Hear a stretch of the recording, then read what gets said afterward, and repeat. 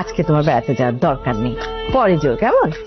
তুমি একটু তোমার খালার জন্য গরম ভাত রান্না করো আর মাছ ভেজে দাও, আর দুপুরে তরি তরকারি তো আছেই, তাই না?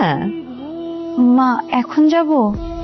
অবশ্যই এখনই যাবে।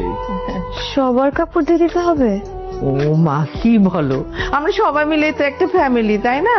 যেমন আমি, তোমার বাবা, রকি, সোমা, জাহিদ, ছোট ছোট ভাই বোনদের যদি কাপড় চোপড় না ধুয়ে দাও তাহলে হয় বলো?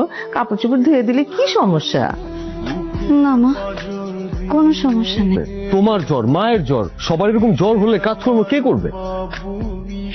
কেন আমি করব? মায়া, তুমি একটু কাজ করো বলে তুমি এইভাবে কথা বলতেছো? আমি কি তোমাকে কাজ করতে বলছি? বেঁচে আছি এটাই তো অনেক কিছু। শোনো, সামান্য জ্বর হলে কেউ মারা যায় না। আজকে তর্কটা আমার সবার সাথে। মায়া, ধমক ধমক দিচ্ছ? তোমার এখন এই ধমকটা না মানায় না। তুমি আমার স্বামী বলে কি ভেবেছো? তুমি আমার মাথা কিনে খেয়েছো? দেখছো দেখছো কেমন ছোট লোকের মতো কথা বলছে? ছোট লোক? আমি ছোট লোক? ছোট লোকের যত গুণ থাকা দরকার সবকিছু তো আপনাদের মধ্যে আছে। আপনারা আমাকে বাড়ির বউ মনে করে কাজের লোক বানিয়ে রেখেছেন।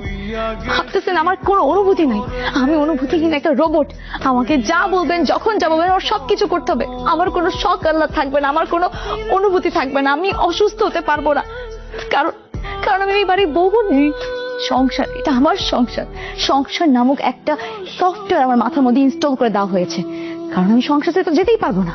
বৌমা, তুমি যা ভাবছো ব্যাপারটা কিন্তু তা না। ব্যাপারটা তা নয়? তাহলে ব্যাপারটা কি বাবা?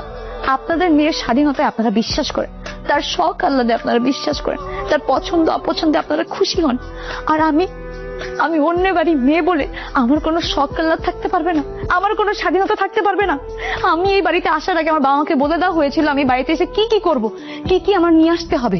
আপনারা প্রতিনিয়ত 5 জনের 5 রকমের ফরমায়েশ দেন আমাকে।